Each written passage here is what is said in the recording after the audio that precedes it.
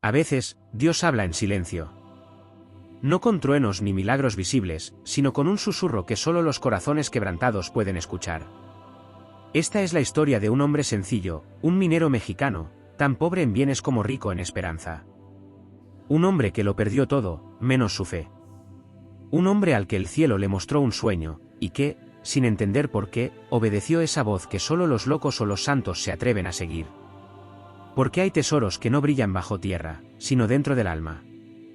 Y porque, aunque muchos no lo crean, la fe tiene más valor que el propio oro.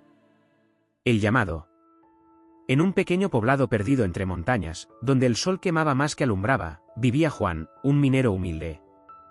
Sus manos, endurecidas por los años, conocían el peso del pico y la aspereza del carbón.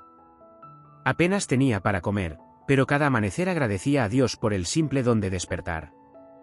Su esposa había muerto hacía tiempo, víctima de una fiebre que ni el médico del pueblo supo explicar. Desde entonces, su casa se llenó de silencios, y solo la vieja higuera del patio le daba sombra y compañía. Cada noche, antes de dormir, Juan rezaba con la frente contra el suelo de tierra. Señor, no te pido riquezas, solo un propósito, muéstrame hacia dónde debo caminar. Y una noche, el sueño llegó. Soñó con el Cairo, con calles polvorientas, templos dorados y una voz luminosa que le decía: allí está tu tesoro. Despertó empapado en sudor, con el corazón latiendo como tambor, pensó incluso que había contraído la fatal fiebre que se llevó a su mujer junto con Dios.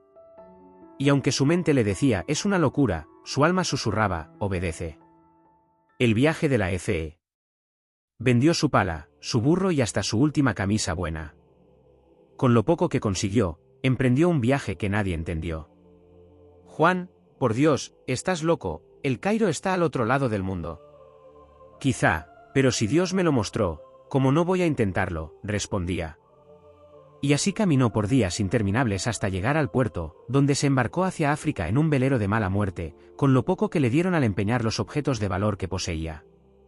En cubierta, las olas golpeaban como si quisieran volverlo atrás. Muchos se burlaban. El loco del tesoro celestial, le gritaban. Pero él miraba el horizonte y murmuraba: aunque todos se rían, yo sé en quién he creído. El viaje fue largo, cruel, plagado de hambre y fiebre. Dormía en muelles, comía pan duro en el mejor de los casos, y cada noche rezaba con voz rota: Señor, si no es tu voluntad, apaga este fuego que me consume. Pero si lo es, guíame aunque me cueste la vida. Pasaron semanas, y cuando por fin sus pies tocaron las arenas de Egipto, Juan lloró.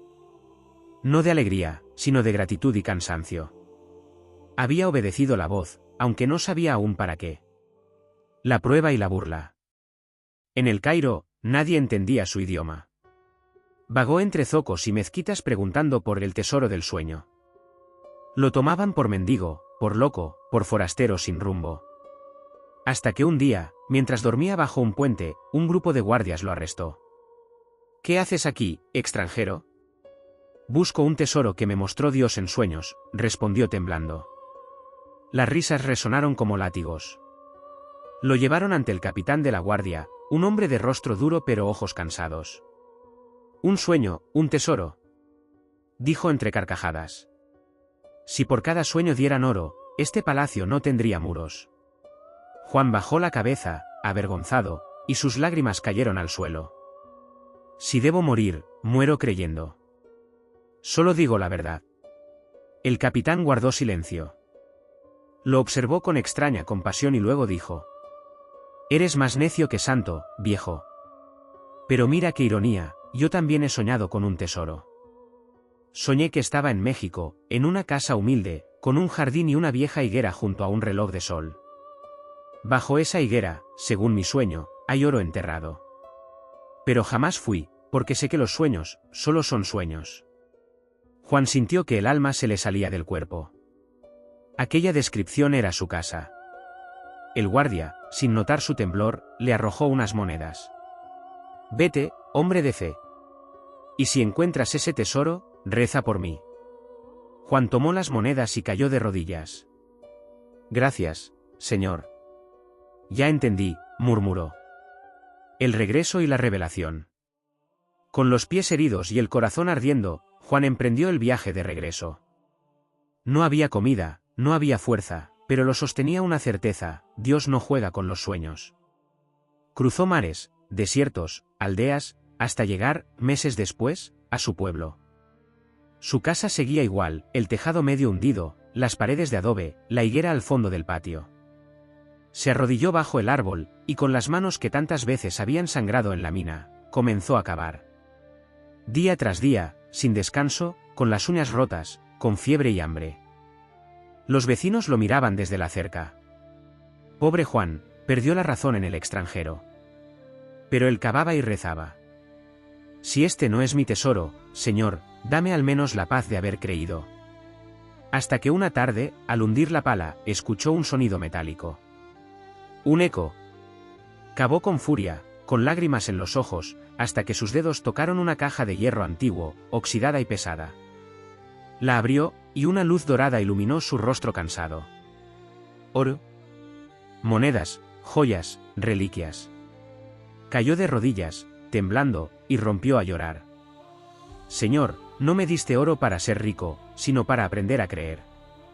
En ese instante comprendió: el verdadero milagro no era el tesoro. Era la fe que lo llevó hasta él. El guardia también había tenido el mismo sueño. Pero la diferencia fue una sola palabra: creer. Juan no halló el oro por suerte, sino por obediencia. Y al hacerlo, encontró también el sentido de su vida: Dios nunca está tan lejos como creemos. Reflexión y moral. Dicen que Juan repartió parte del tesoro entre los pobres del pueblo. Restauró la iglesia, dio de comer a los niños y pagó las deudas de los campesinos. Vivió sus últimos años bajo aquella higuera, donde cada mañana oraba mirando al cielo. No soy rico, Señor. Soy testigo de tu fidelidad. Esta historia nos recuerda que la fe no es una moneda, ni un amuleto, ni una superstición. Es una llave que abre puertas que el mundo considera imposibles. El tesoro no estaba en el Cairo, estaba bajo sus pies, esperando a que el corazón correcto lo buscara. Y quizá tú, que estás viendo esto, también tengas un tesoro escondido, un talento, una misión, un sueño que Dios puso en ti y que el miedo no te ha dejado cavar. No ignores tus sueños. A veces son la voz de Dios disfrazada de locura.